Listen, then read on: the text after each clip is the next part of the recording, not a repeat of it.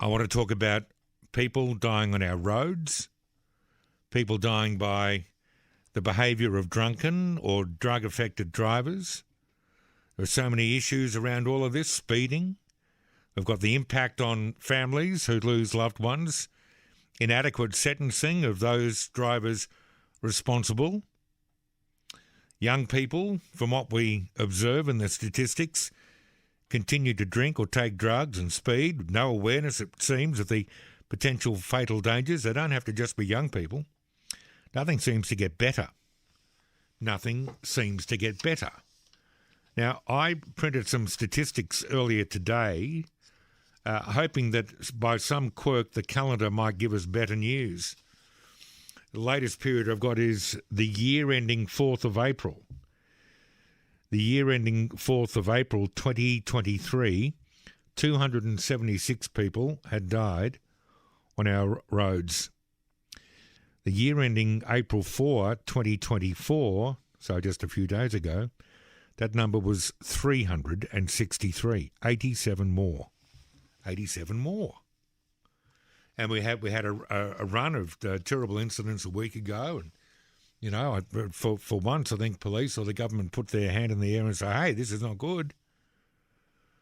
We need people with experience, with the time, the interest, the intelligence. What we don't need is a visit from a couple of academics from Scandinavia, if I might be so bold, and that was the state government's response.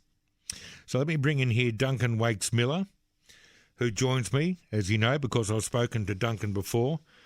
Tragically, he lost his son back in July 2020. He's a founding member of the Road Trauma Support Group. I've spoken to him earlier in the year in February, just before that road safety forum that featured the Scandinavians.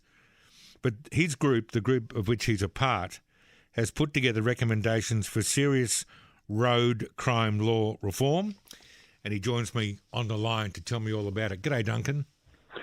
G'day, Luke. Lovely to speak to you. I always enjoy Saturday mornings with you, listening to you. So thank you for... Not at all. Well, mate, thank you very much for what you do. I've told you before how important it is. And whenever you speak, I listen, because it always comes from a very good place. And it always comes with the voice of a tragic experience. So you talk, we listen. What have you unveiled today? Tell me about these comprehensive recommendations for serious road crime law. Well, it goes back a couple of years. We persuaded Mark Speckman, who was then Attorney General, to undertake a law reform commission into serious road crime to establish whether the current legislation is fit for purpose. And the simple answer to that is it's out of date and it's not fit for purpose. We've got out-of-date legislation that just doesn't work. So we, the group, have canvassed over 300 people within our group to understand what they want and what would be the right thing to do. We've taken advice from legal experts on defence and attorneys as well. And we're calling for a singular legislation, a road crime act that delivers on appropriate legislation. Road crime kills so many people each year, and a surge in deaths, if that's not an alarm bell, I don't know what is. I mean, my question is really, why isn't the Attorney General having a conversation with you today rather than me, who's a father who's lost his son to a drink driver who walked free?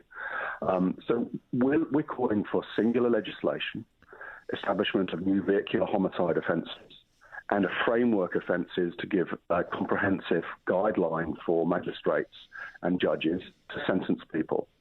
We're calling for all of these matters to go in the district or Supreme Court, not in local or children's court. And we want to make sure that this full jurisdiction of the senior courts, the higher courts, is really important, because these are serious crimes. Road crime is not a lesser kind of crime. It is, if you kill someone with a gun, it's homicide. If you kill someone with a car, it's aggravated driving occasioning death. Now, there is a massive discrepancy discrepancy there. So we want a reformative approach, singular legislation, an approach that designs a system that supports the community and people who are left impacted by this. The other key aspect to this, Luke, is something which is really about looking at clear reporting. Imagine the change in community attitudes and legislation if road crimes reported in the same way that an aviation incident was or a workplace incident. There would be a massive change. And we're calling for singular legislation change, but also a mindset change around road safety. Yes. And I think, interesting, and I'm going to call you on a point you made earlier on, because I do disagree, and I think I'm happy respectfully disagree with you.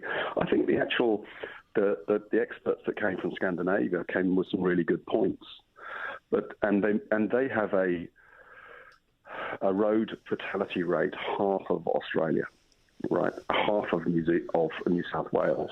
So we should listen to them because they had some really good points, and they shouldn't be summarily dismissed. But we have an opportunity. And that was about. If I can briefly respond to that, it was about taking more responsibility. I think in essence, my beef, and I'm probably unfair to the Scandinavians. My beef is, why does it that the government could have done? I mean, what you say here about vehicular homicide makes so much sense to me. We sometimes, you went through the crime and how it's described. People say it was killed in a road accident. Vehicular homicide is a thing. And all I want, Duncan, is I want government to get fair income, to say, you know what, 100 more people died on roads this year. Now, we could have a talk fest in a month, or I could do something now. What am I going to do now? I don't know, but do bloody something. You can't lose an extra 100 lives and say, oh, we'll have a chat about that next month with some people from overseas. That's my frustration. I 100% agree with you, Luke, 100%. And these things are not accidents. That's a poor description with an excuse written in.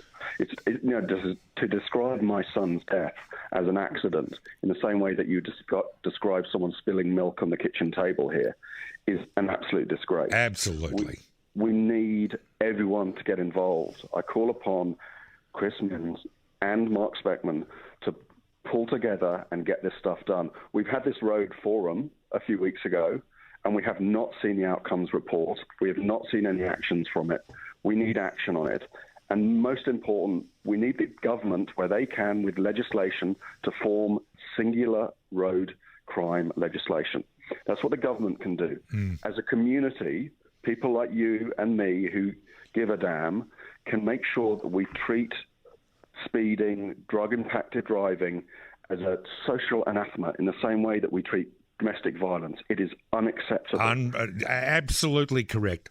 I 1,000,000% agree with you. Now, I tell you what, mate, I'm filling in for Ray this week, so I've run out of time, so I'm going to get you on again on the weekday program, if you don't mind, because I think this conversation is so very important. Thank you for all you do, and I'll talk to you again